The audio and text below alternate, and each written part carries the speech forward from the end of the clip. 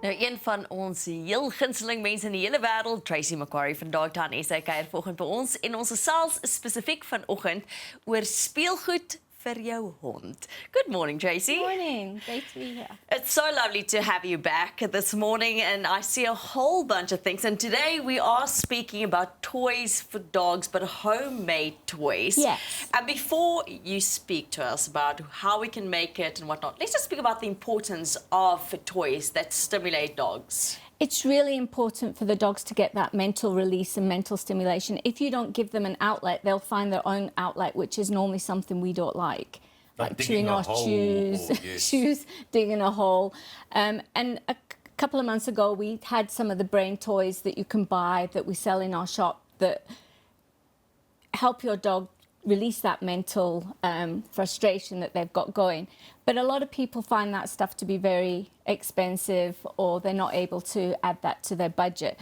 So these are some things that we use at Dogtown Shelter for us, because obviously we've got 100 dogs we've got to try and keep mentally stimulated. So these are some of the things we make to help give them some fun and some mental relief. You know, it's a very bad business decision you just made. Because you could have sold all of these toys, and now you're showing people how to make it at home.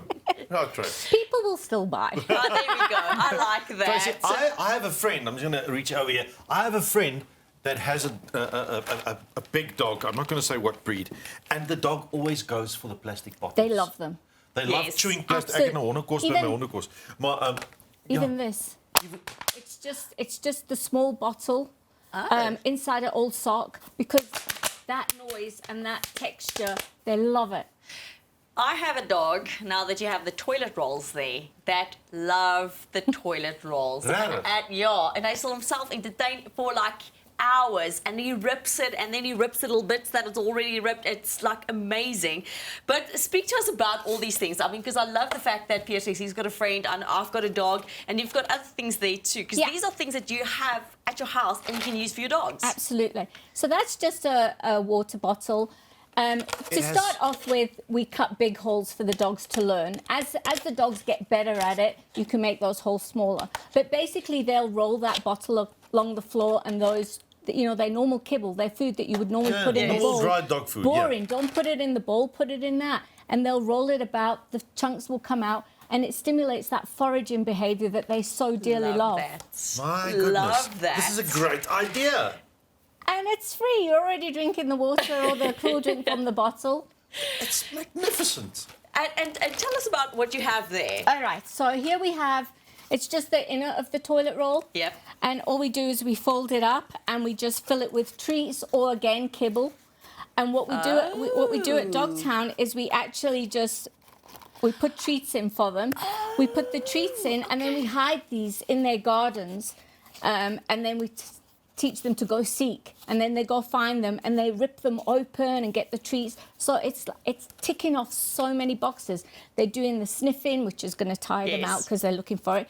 Then they get to shred something, which is amazing for them, and then they get the yummy treats to go as well. So and it costs nothing. Normally we throw these away. That's exactly, and you know what I was saying yesterday, that after we spoke to you last time, I take now treats and throw it in the garden, and the dogs go seeking for it, and they absolutely love that. But that's like a new level now. Now I'm going to put the treats in the toilet roll and go hide it. It's brilliant. You just have to watch your dogs. Some of them will eat it. You know, not all dogs are as sharp as each other, so some will eat it, some will shred it. So we don't want them to eat it. Okay. Then this is just a simple old towel. You just put some treats in it. Vadoek, roll hom op, sit hondeblokkies in die Put the binnekant. treats in, roll it up. In the beginning, you can just give it to them like this, and they just roll it. But to make it a little bit more difficult, you can just tie the little knot in it, and then Will they actually loosen that? They will try loosen that to get to the treats. They can smell those treats in there, so they're going to try and get them. And that's, you know, I don't know how I throw so many tea towels away after so long. Ja, as hy begin vuil raak en gooi mense dit weg, maar meanwhile you can use it. Give it to the dog. And then this one is just, you know, a normal muffin tin. You can put their chunks in, their kibble here, and then just put tennis balls on top. And then it's just them thinking, okay, I need to remove the tennis ball to get the treats. but it's a thought process. It really helps them, instead of just being boring ball. Walking to a bowl and eating. It's now actually... They would never do that naturally. No, they wouldn't. I absolutely love what you've brought, all these homemade toys. I literally can't wait to go home and try one of them. She actually told us yesterday that mat that you brought in, that your Snuffle mat. Yes, she says dogs love it. Yep. They do. It's like brilliant, and also the orange thing where they have to lick it. the stuff.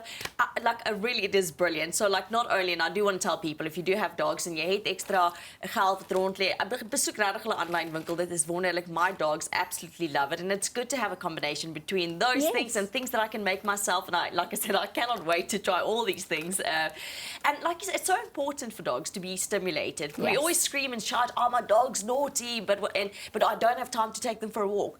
You don't necessarily have to here, because you've said previously these kind of things, stimulating them like this mentally, sometimes is more important than just going for a walk. Especially if you're going on a walk and just like walking around like, come on, hurry up, and they're not getting to enjoy and sniff. You know, if you're going to go do a walk, let it be an activity for the dog to sniff and enjoy the surroundings. But if you haven't got that time to dedicate to them, this is a really good mental release for them.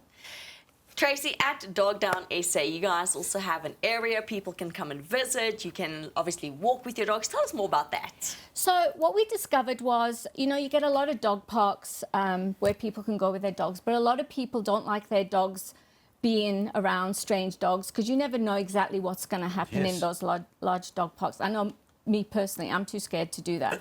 Me too. Yeah. So what we did is we created a pet-friendly cafe, which we called the Mutt and Bean, and then we have The Mutt and Bean. The Mutt and Bean. Hello. And then we have tea gardens for you and your dog, so you can come with your dog, enjoy some lovely cakes. There's pup cakes for the dogs as well. And that's what that is. Yeah, those, and they're amazing. Those a little dog pup cupcake. cakes. Yes, So it's not for us. the big ones for the humans. The little pup cakes, and we do puppuccinos as well for the dogs. So you can come have a cappuccino and some cake, and so can your dog. And basically, it's a secure fenced-in garden, probably about the size of this studio, for you and your dog and your friends. It's a nice, secure area. Your dogs can run around and play. There's a little splash pool. You can go on a hike if you want to go on a hike. And we're busy building a large enrichment garden, which will have activities in the garden that will stimulate your dogs as well. I must admit, I am totally taken aback by how easy this is for you. I know. I mean, you're keeping me busy.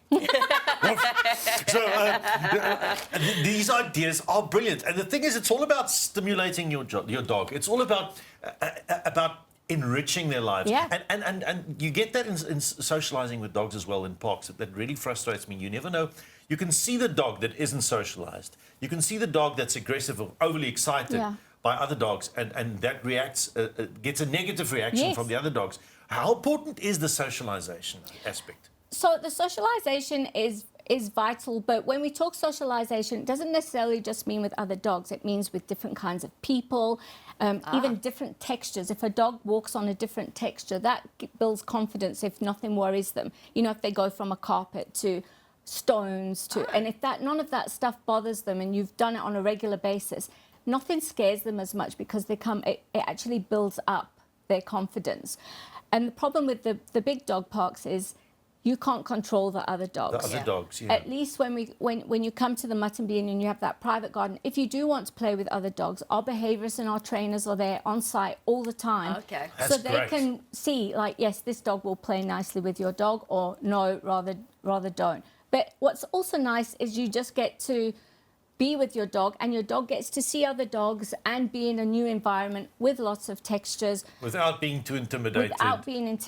And you can actually just sit back and relax. I mean, I know when I've gone overseas, people go to cafes all the time with their dogs. Yes. And it's just nice to sit there, have a couple of hours in the outdoors with your dog. They can play, you can eat, and you know, have a social with your friends. It's just a really nice environment for your dogs to become socialized, but in a more controlled way.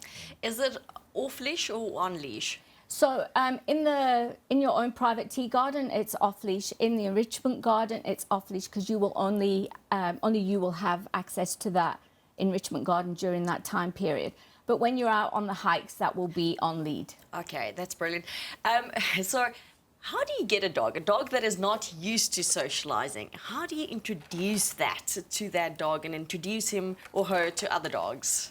Slow and steady always wins the race. So we have a lot of times when people come to adopt a dog, their dog hasn't been very socialized. So we take it easy. In the beginning, what we do is we walk together. Yes. And we start at a bigger distance, and we start getting the distance smaller and checking that everything's going okay. Then we'll go into the off-lead area, still on lead, walking in circles, so that always it's kind of walking area. And then we will get closer and closer. If we see the interaction is going well, we let them off lead together, and it's in a smaller controlled space, and we'll let them play and see how it goes there. Tracy, I think it is absolutely wonderful what you and Dogtown SA does for dogs, and the love that you guys pour into these animals. It's brilliant. Thank you so much for sharing these homemade toys with us. It's really, I can't wait. Pierre can't wait either. Pierre is just playing all out. It keeps him entertained. Obviously entertained, what can I say? Good boy. That's exactly. And also, you know, Matt and Bean, it's brilliant. People should really go and visit and just use the facility and also get out with their dogs. So thank you so much for your time. Thank you. Dit is natuurlik Tracy McQuarrie. Doen jouself en jou hond 'n guns en gaan kuier gerus daar by Dogtown SA.